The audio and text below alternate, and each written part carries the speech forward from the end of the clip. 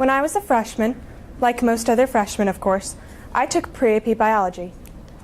I wouldn't say that I was exceptional at it, but I caught on to the topics fairly quickly. I was one of the few freshmen selected to go on the genetics field trip with the AP biology students. It was brilliant. I learned so much about genetics and how the subject relates to cancer and other basic medical concepts. The professor also talked about the shortage of organ donors in the United States, leading him into tissue engineering, or the replacement or improvement of biological tissues using engineering methods. In other words, you can basically grow organs using genetics. Tissue engineering, I later learned, is just a subgroup of the broader field of biomedical engineering. Hello, and welcome to my ISM presentation. My name is Madison Gray. I'm a junior this year, and I've chosen to study biomedical engineering in ISM, having been inspired by a simple 9th grade field trip.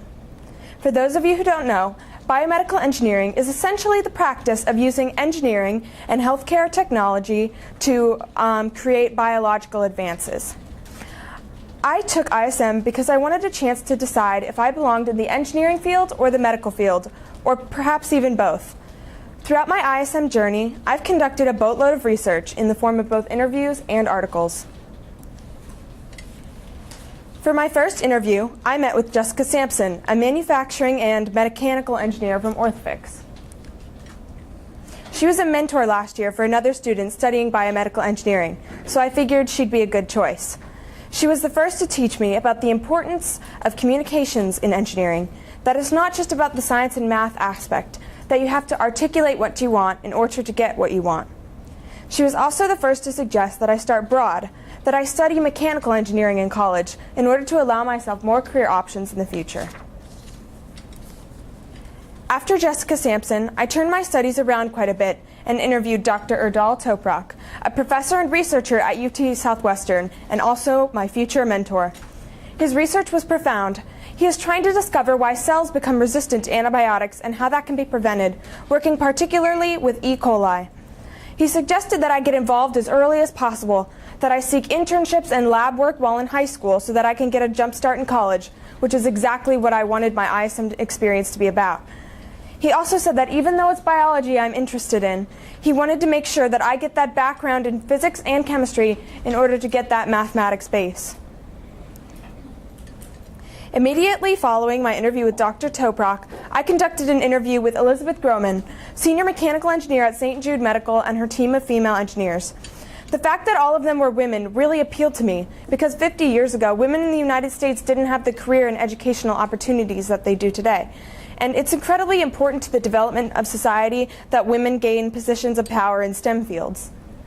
One member of the team suggested that as a female, I should never be afraid to speak up and ask questions, because as long as I am knowledgeable about my field and my subject, it won't matter whether or not it is male-dominated, because I will be just as qualified to be there as the men are. They also talked about how meeting the people that benefit from their medical devices show that just how important an engineer's job is. My fourth interview was with Dr. Michael Reese, a professor of pharmacology at UT Southwestern who is researching toxoplasma, a parasitic protozoan that can be transferred from cats to humans. Though it was my shortest interview, I feel that this one was the most informative. Dr. Reese told me like it is. Life as a scientist is not glamorous nor easy. He taught me to balance my time between my needs and my wants. He taught me to keep an open mind, because most people have more than one career in their lifetime. He taught me that learning how to code my own programs will allow me to evaluate my scientific data with ease and accuracy. Finally, my fifth interview was with Dr. Shashank Sirsi, a bioengineering professor at UT Dallas. He is researching image-guided drug delivery, or the process of using high-frequency sound waves to detect cancerous tissue and reduce chemo intake to just that area. In my time of doubting that I was smart enough to be an engineer or a scientist, Dr. Sirsi showed me that scientists and engineers don't have a designated skill set. He reminded me that cutting-edge research is why we're here. Scientists need to have the drive to work in order to make the innovations that they make. I think I have that drive. My interviews with professionals led me to understand exactly what kind of research I needed to conduct in ISM and exactly what skills I needed to develop in order to be a successful engineer. Following my interviews, I jumped right into the challenge of learning all about the subfields of my subject and discovering where I truly belong. Of course, I've been interested in tissue engineering since my 9th grade field trip, so I conducted research on how it is modernly implemented. Tissue engineering can help heal wounds, repair stem cells, and provide an alternative method to animal testing. Personally, I believe tissue engineering could be revolutionary for spinal cord injuries. If there were a way that the spinal cord and its nerves could be reconstructed using tissue engineering, the outcome would be revolutionary for modern-day science and medicine. Following my interview with Dr. Toprock, I researched antibiotic resistance and learned that the mutation of cells can cause premature antibiotic resistance, even if antibiotic is not yet present. In addition, transformation, a process in which DNA is released by dying bacteria to be taken in by other bacteria, is known as the leading cause of resistance to penicillin. Finally, plasmids are pieces of DNA that can replicate themselves and encode the replication into another cell, which is another major cause of antibiotic resistance. So when bacteria become resistant to antibiotics, there's often just a couple of resistant bacteria, as you can see here, and then the normal bacteria are all killed by the antibiotics, and then the resistant bacteria multiply and it evolves into a resistant strain, which can no longer be touched by doctors or medical professionals. Before my interview with the engineering team at St. Jude Medical, I conducted research on neuromodulation, the area that the Plano branch of St. Jude specializes in, so that I would be better prepared for the meeting. Neuromodulation, also known as neurostimulation, is the process of stimulating a spine using a small electrical system in order to relieve chronic pain. Such technology and therapy boasts modernisms such as compatibility with smartphones and a rechargeable battery. The system is implemented surgically, and software in the system can be updated without having to remove it from the patient. Finally, neurostimulation can be used to assist the paralyzed with limb movement, a major medical innovation that could eventually and potentially reverse paralysis. Other biomedical innovations that I've researched include spine regeneration, balloon therapy to stop excessive menstrual bleeding, computer electrosensing to detect breast cancer cells, and Lyme disease vaccinations. However, I've also realized how knowledge of mechanical engineering is vital in order to succeed in biomedical engineering. For this reason, I've also conducted research on robotic and mechanical applications in medicine. Robotics could potentially be lifesavers in hospitals, from preventing human error in surgery to assisting with physical therapy. Throughout my research, I've learned so much about my topic that I never would have otherwise heard about in a biology classroom. It was truly an eye-opening experience. Following all of the other amazing things that have happened to me throughout ISM, I have also completed an original work project. I decided to tackle a medical issue that affects my father in our own home. He suffers with a condition called arthritis, a common condition in which joints are inflamed. He finds it difficult to open jars, lift glasses, and grip tools. Although he has tried arthritis gloves in the past, he has often complained about how they are uncomfortable and that they do not make doing simple tasks less painful. Therefore, for my original work project, I decided to create an arthritis glove that uses tension bands in order to relieve chronic pain and make lifting objects easier for him. After completing quite a bit of research on fabric types, I decided on a lightweight, compressible fabric for the gloves that was composed of polyester, rayon, and spandex. This would apply light pressure to the area of the hand and keep it warm overall without it being uncomfortable for the wearer. Following that, I cut up an old pair of my dad's garden gloves and used those as an exact template for the pair that I was creating. The tension bands that I wrapped around the outside of the hand apply pressure to the area of affliction in order to relieve pain and provide support. Although not part of my original design, I also ran wire along the inner thumbs of the gloves to prevent sudden movements that would harm someone with thumb arthritis.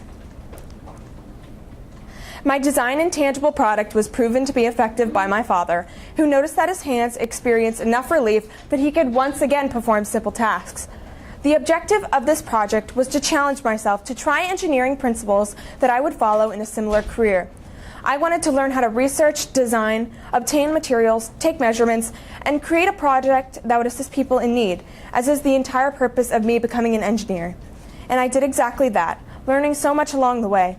If this product were to be improved and developed properly and professionally, I truly believe that it would be incredibly useful to people in the world who suffer from arthritis. As I mentioned before, my mentor's name is Dr. Erdal Toprak. His information was given to me by our very own Coach Goff, as he used to be a mentor for another student in the ISM program about 3 years ago. Throughout our interview together, I knew he was the person that I could gain the most from as a mentor, and I was absolutely right. I have learned more about biology and its applications from Dr. Toprak than any other person my age who has taken a biology class. He wants me to truly be able to understand the information that he is providing me, especially in a lab setting.